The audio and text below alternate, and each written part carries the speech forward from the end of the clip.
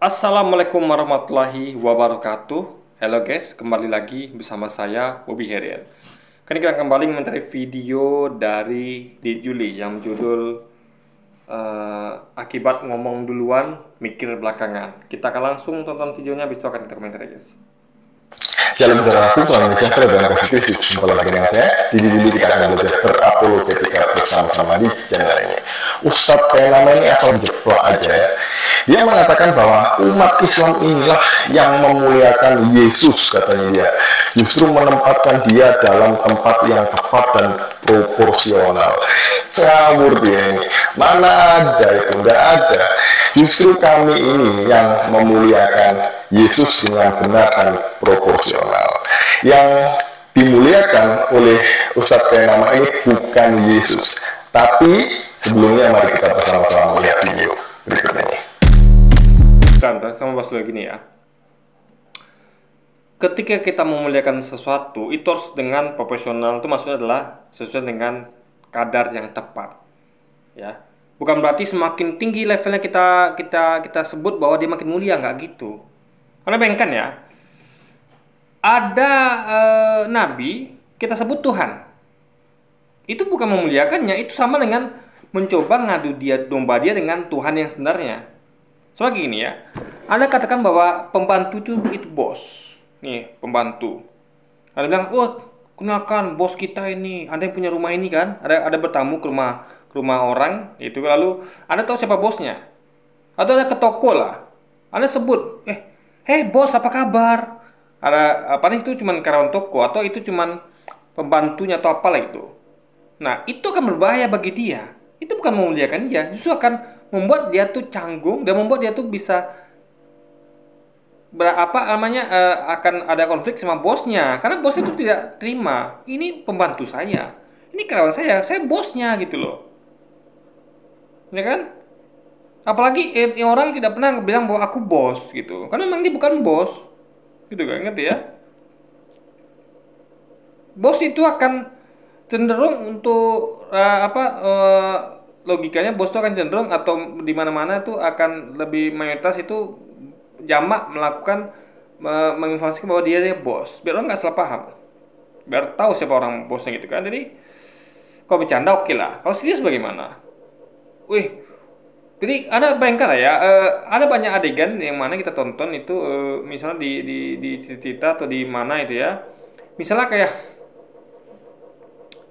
ada pembantu, maaf saya menghina pembantu sini ya, ini hanya bahasan ya, ini hanya bahasan, jadi jangan singgung ya. Pembantu itu juga pekerjaan mulia ya. Maksud saya adalah bukan masalah pembantunya, tapi ada orang-orang yang salah kaprah gitu ya. Jadi misal gini contoh ya, ada pembantu dia tuh pura-pura sebagai bos. Kan banyak di cerita itu kan, Anda bisa tonton itu atau lihat itu, pembantu ini berlagak seperti bos. Jadi di saat bosnya pergi, dia pura-pura jadi pemilik rumah itu. Padahal dia hanya pembantu di situ. Dia nggak punya hak untuk memakai fasilitas bosnya. Tapi dia melakukan itu untuk misalnya dia menarik hati pacar misalnya. Ya. Ini sering banyak kita temukan cerita ini gitu kan.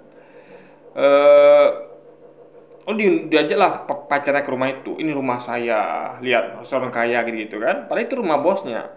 Nah, apa yang terjadi ketika bosnya datang dan kita sebut dia bahwa kamu pemilik rumah ini, rumah kamu indah ya, bagus ya, tiba-tiba bosnya datang, apa yang terjadi? Tentu dia akan posisi terpojok. Bosnya akan marah, kamu cuma pembantu sini, kenapa sama aku bos gitu? Atau bahkan dia tidak pernah ngaku bos, dia hanya diam saja, tapi orang nyangka bahwa ini rumah kamu ya, mau kamu besar apa nih, itu dia pembantu situ. Jadi poinnya adalah bahaya bagi orang yang tidak kita tempatkan pada tidak posisinya, dia akan terlibat konflik dengan yang di atasnya guys. Itu masalah yang harus dipahami gitu kan.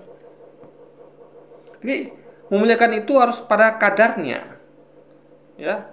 Kalau dia memang misal kita mau memuliakan pemulung, itu bukan nyebut bahwa pemulung ini adalah bos loh, dia adalah direktur, itu masuk penghinaan namanya malah ya kan. Justru kalau kita menyebut sesuatu dengan tidak kadar-kadarnya, itu penghinaan. Kita sebut misalnya pemulung kan, bapak ini kerjanya elegan loh, dia pagi-pagi dia udah kerja kantoran, dia pagi-pagi sudah memimpin perusahaan, itu kan menghina seorang pemulung namanya. Makanya memuliakan itu dengan kita katakan gini misalnya, meskipun dia pemulung, tapi dia mulia loh. Dia rajin. Orang pagi-pagi, bos-bos itu pagi-pagi masih sarapan, nonton TV segala macam. Dia pagi-pagi sudah bawa karung keliling. Semangatnya tinggi ya. Itu cara memuliakan pemulung gitu. Jadi kita tuh memuliakan tuh dengan menyebutnya statusnya yang benar, lalu kita muliakan dengan cara yang lain.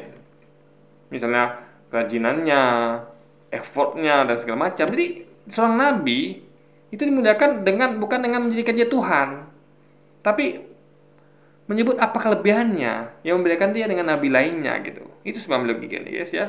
Jadi Yuli nggak ngerti makna memuliakan itu adalah tidak dengan meningkatkan level dari yang seharusnya, tapi adalah dengan level yang seharusnya.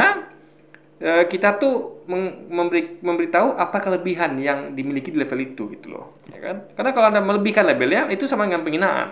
Orang ke pemulung dibilang dibilang bahwa dia adalah bos pemimpin perusahaan, itu kan sama dengan menghina atau menyindir seorang pemulung, guys. Itu yang suka melogir begitu.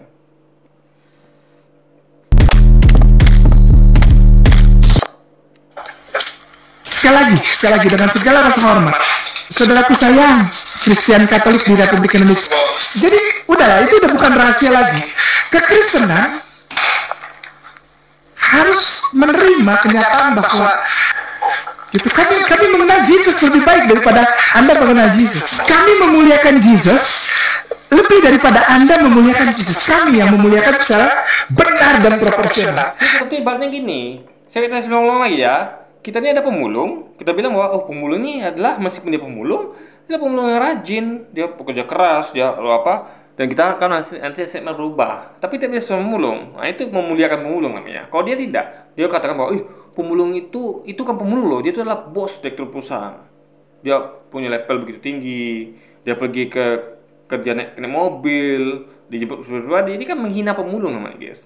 Jadi yang dilakukan mereka ini seperti itu. Jadi memuliakan itu kan berarti Anda tuh meningkatkan levelnya. Levelnya harus tetap pada level yang sama, tapi dikasih tahu kelebihannya. Itu sih pahami logika pikirnya, guys. Nah, melalui gambaran ini insya Allah dirajut lagi. Tidak ada setitik pun niat kami untuk menjelekkan, menghujat, menghina, apalagi menistakan kitab suci agama Kristen berserta dokumennya, atau membuat orang Kristen dipengaruhi jadi Islam. Tidak. Begini saudaraku Kristen dan Katolik, terima aja lah. Udah, kita di Priok bilang santuy aja, santuy. Wallace gitu, santuy. Tepuk tangan buat Ustadz K. Jadi apa betul yang diucapkan oleh Ustadz Kainama ini? Yang dimuliakan oleh Ustadz Kainama dan saudara-saudara kita Islam bukan Yesus, tapi Nabi Isa menurut Islam. Jadi perlu dipahami ya, bahwa Nabi Isa di dalam Islam dengan Yesus Kristus itu adalah tokoh atau pribadi yang berbeda. Ini yang tidak pahami di Juli ya. Tokohnya sama, tapi kisahnya berbeda. Sama kayak gini. Kita ngomong misalnya tentang Pangeran Diponegoro. Itu adalah tokoh yang sama. Sama-sama mungkin Belanda memanggilnya sebagai apa ya? Mungkin apalah gitu kan dipanggil oleh Belanda. Tapi tetap orang sama. Membeda versinya adalah, kalau versi kita adalah menunjukkan Pangeran Diponegoro adalah pahlawan, pemberani,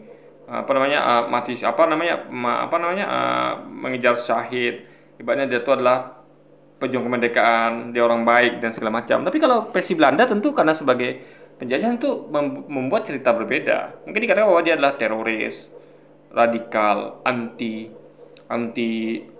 kemanusiaan dan segala macam gitu kan, perampok dan segala macam, pembunuh gitu guys, teroris. Nah, tapi ini adalah tokoh yang sama kayak Yesus dan Isa begitu. Orangnya sama, tapi dikisahkan berbeda. Yang satu ya, Yesus atau Isa itu hanya masa nama ya, tapi tokoh sama.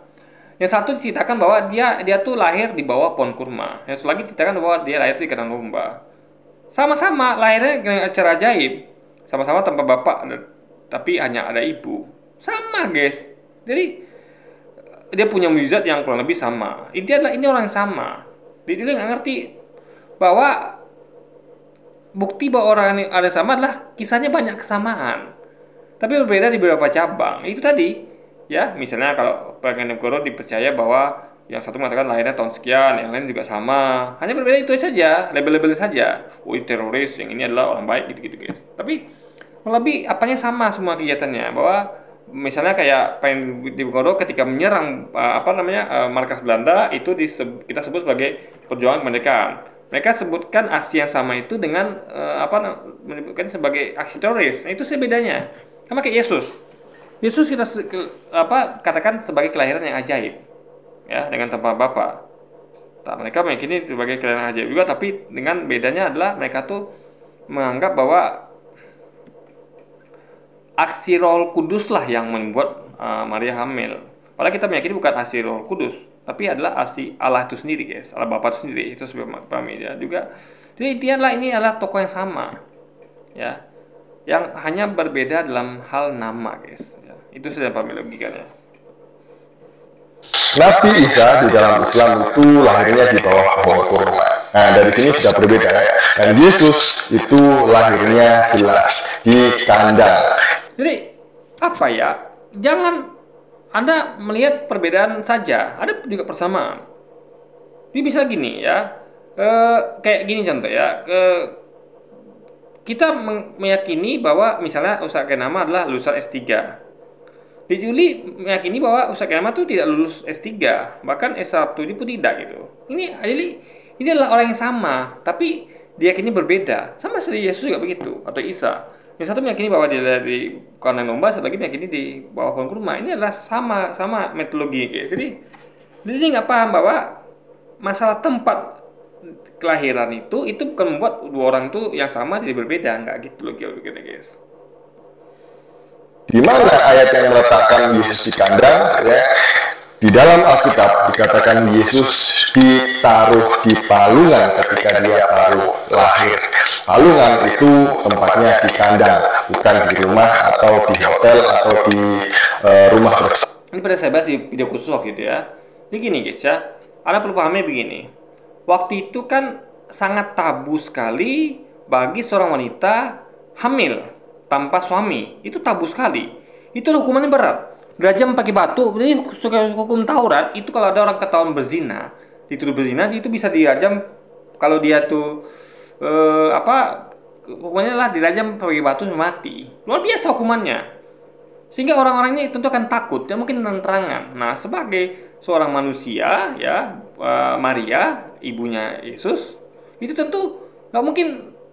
Sama kayak Anda bayangkan sekarang ini ya, Anda bayangkan ya, misalnya sekarang saya itu yang paling hukumannya rasa malu. Misal gini, ada kejadian perzinahan, ya, pacaran lah gitu, perzinahan. Tiba-tiba yang perempuan hamil hanya karena malu, ingat ya, hanya karena malu, nggak ada hukuman padahal, ya, nggak ada hukuman kayak pakai batu mati, nggak ada karena belum ada syariat Islam kan, tidak ada syariat Islam. Lalu dia saking malunya, ada rasa malu, dia tuh sampai menyembunyikan anaknya itu, ya.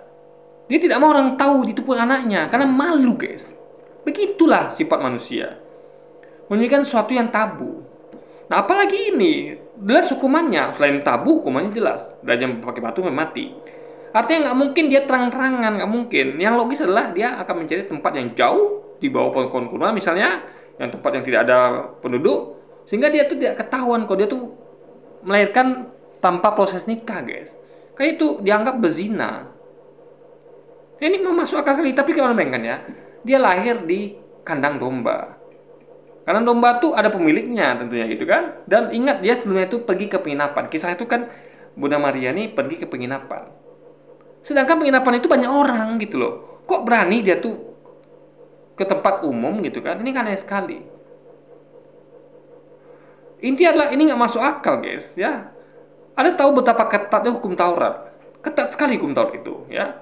Itu rabi-rabi Yahudi itu sangat ketat menjalankan hukum Taurat. Jadi syariat Taurat itu begitu kuat. Siapa yang dituduh berzina itu bisa dihukum rajam pakai batu sampai mati. Makanya waktu itu ketika ya Yesus sudah dilahirkan dalam Islam itu kan, dia kan dibawa pulang oleh ibunya.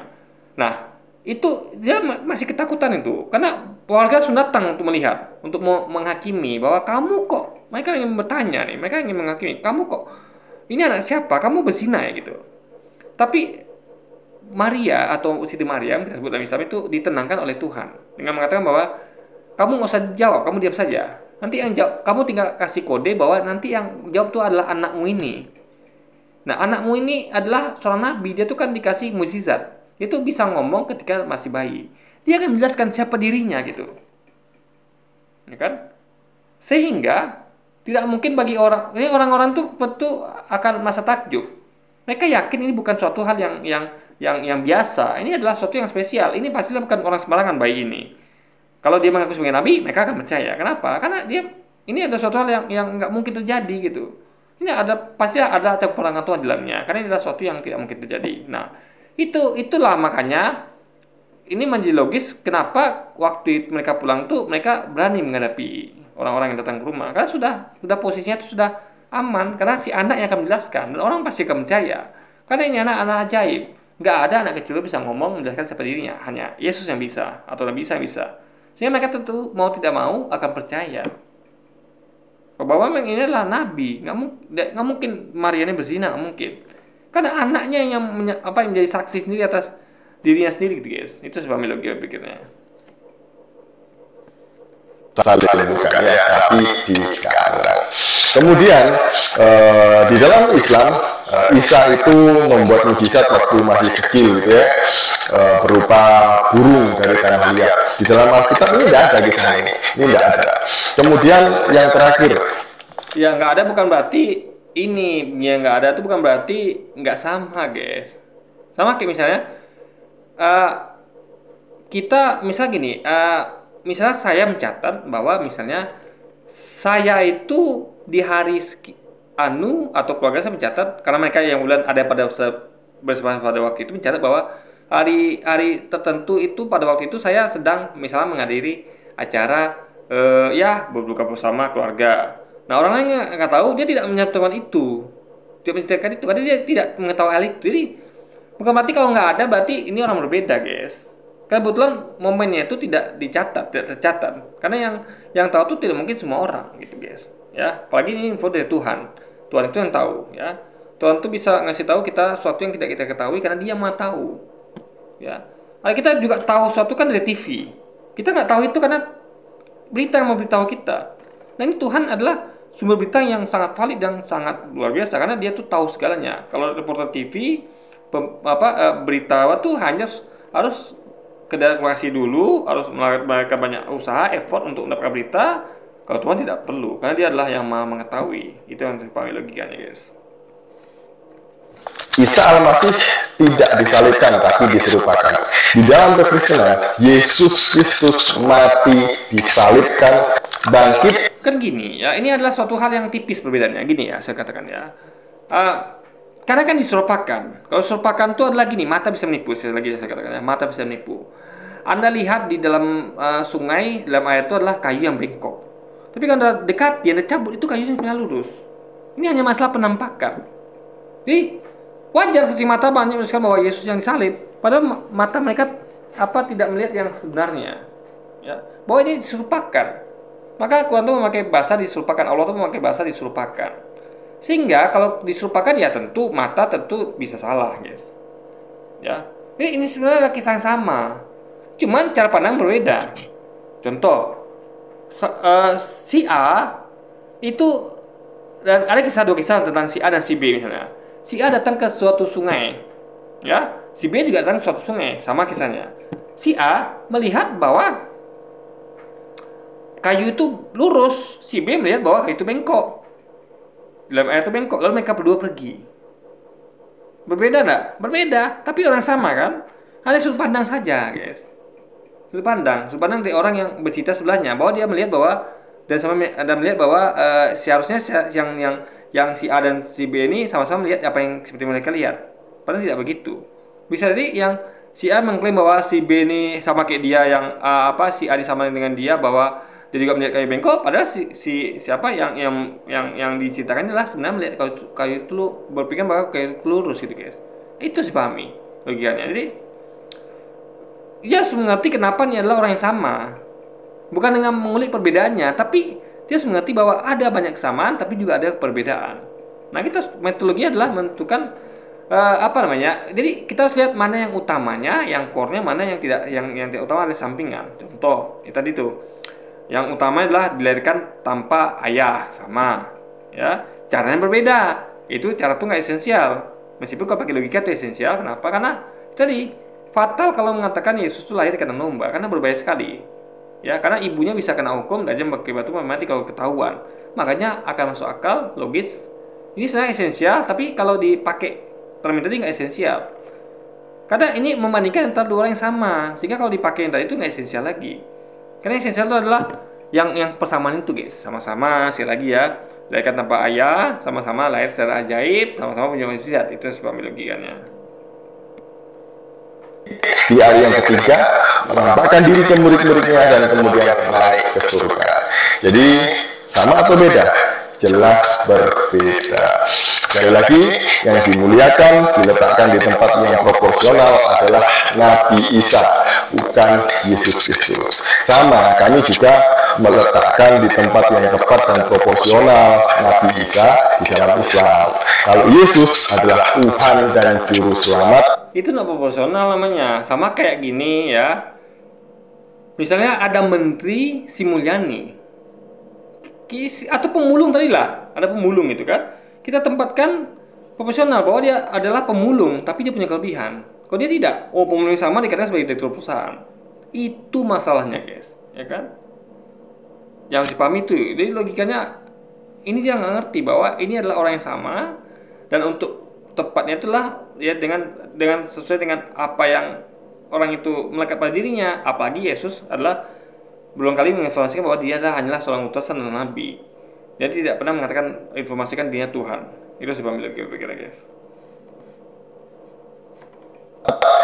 saya dan semua manusia yang mau percaya kepada dia. Ya, bagaimana? Sama atau beda?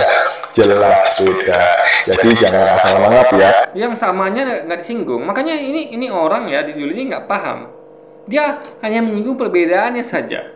Kesamaan tidak dia apa? Sama kayak gini. Oh, Pangeran Diponegoro itu yang versi kita dengan yang disebut apa lain lah namanya sama apa tuh oleh Belanda tuh beda karena dia bilang gini. Perbedaannya ini kenapa nggak sama ya? Dia bilang gini. Oh, menurut kita dia ada pejuang kemerdekaan, menurut Belanda dia teroris. Menurut kita dia orang baik, dia menurut Belanda dia orang jahat. Itu disebut itu saja. Tapi dia sebutkan bahwa ini sama-sama orang Jawa, sama-sama citizenship begini. Itu nggak disebutkan. Makanya ngawur, guys, ya. Anda menyebutkan perbedaan tapi tidak menyebutkan persamaan. Padahal kita tuh harus membandingkan sesuatu negara equal. Apa persamaannya, perbedaannya? Apakah persamaan itu esensial apa tidak? Apakah perbedaan itu esensial apa tidak? Kan gitu metodologinya. Ya, bukan menyebut perbedaannya saja lalu menyembunyikan persamaan. Itu masalah logika berpikir seperti itu, ya kan? Itu harus dipahami. Jadi kayak gini sebenarnya, misalnya kayak kita lihat mobil satu dengan mobil lain itu sama-sama bannya 4, sama-sama punya setir. Nah, dia bahas perbedaannya. Oh, mobil itu bukan mobil loh. Buktinya apa? Mobil itu adalah dia tuh apa ya? Dia tuh misalnya jalannya pelan. Atau dia tuh apa ya? Harus didorong baru jalan. Mungkin mesinnya mogok. Oh, dia itu adalah apa? Beda misalnya dia tuh adalah misalnya mau kayak mesinnya tuh tidak seperti mobil yang kita bahas ini, yaitu pakai mesin mobil turbo. Ini hanya pakai mesin biasa. Yang itu dia mobil itu pakai atap, ini nggak pakai atap. Jadi dia bahas sesuatu tuh yang tidak esensial, guys. Itu masalahnya di situ gitu kan. Ya, jangan asal jeplak menyamakan agar orang-orang Kristen yang suam-suam buku ini mau percaya. Tidak akan mungkin. Orang macam gini ini nggak usah dipercaya. Nggak jelas. Apanya nggak jelas? Katanya jadi pendeta, kuliah di S1 di Jakarta. Masuk ke pribadi lagi ya. Kita nggak penting. Kayak saya tuh memuji siapa Esa Soru.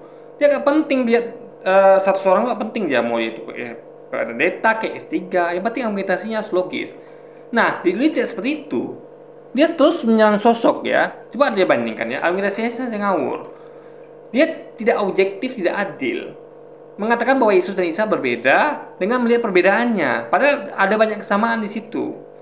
Harus equal, ini harus dibahas apa persamaannya, perbedaannya, lalu digodok, lalu disimpulkan. Bukan, diambil perbedaannya saja lalu mengatakan ini beda. Nggak gitu, guys, oke begini. Anda menafikan yang persamaannya. Aneh gitu gue pikir, guys, ya kan?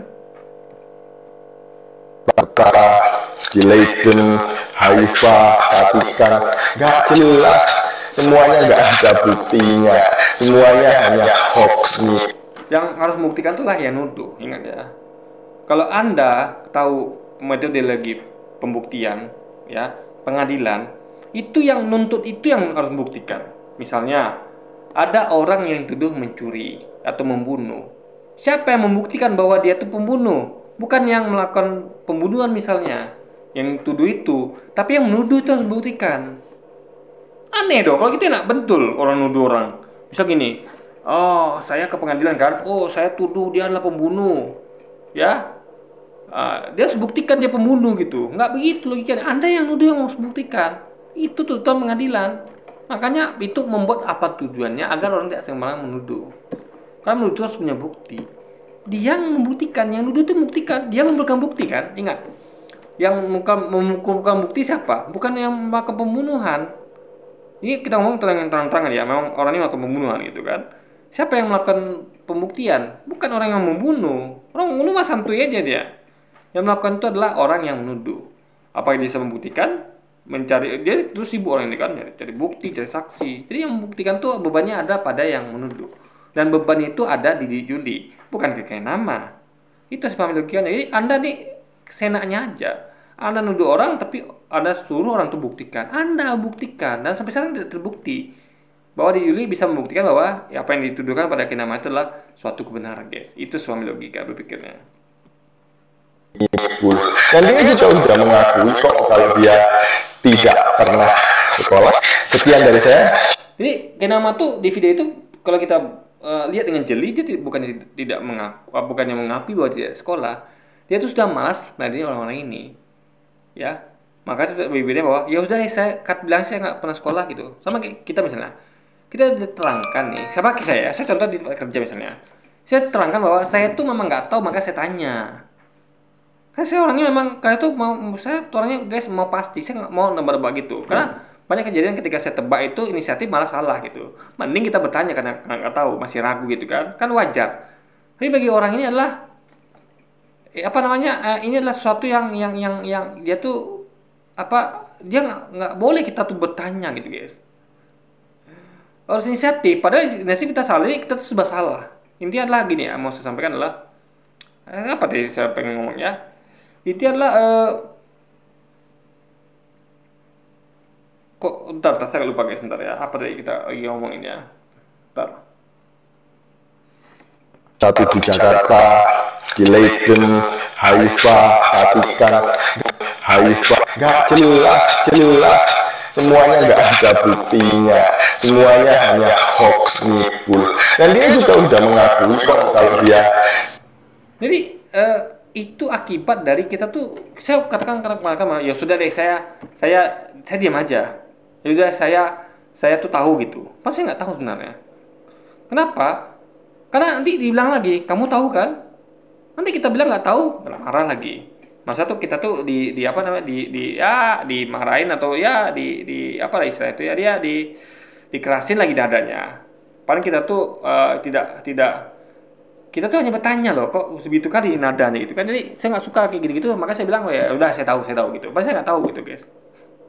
Nanti kena marah lagi kalau misalnya apa. Intinya adalah kita tuh kadang-kadang malas menghadapi orang seperti itu.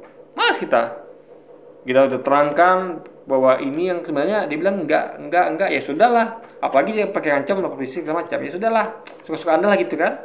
Jadi ketika udah muncul mindset suka-suka Anda, ya itu yang terjadi. Ya udah deh, sekalian aja saya nggak sekolah udah. Itu harus pahami. Jadi kelakuan Anda yang membuat orang itu seperti itu. Jadi orang itu jadi tidak real lagi. Dia karena sudah malas, dia ngomong seperti itu. Anda yang buat dia malas, Anda yang salah. Kalau Anda makanya Anda tuh gini loh, untuk membuat orang nggak seperti itu, ya Anda harus bisa kasih bukti. Bukti itulah bisa membantah dari orang itu. Kalau Anda kasih bukti, orang tuh ada tuduh terus, ya orang tuh malas sendiri gitu. Ya sudah deh, suka kamu lah gitu kan. Itu sebuah logikanya guys. Oke, jadi mungkin sekian dulu di video kita kali ini. Dan sampai jumpa lagi di video-video selanjutnya. Wassalamualaikum warahmatullahi wabarakatuh guys.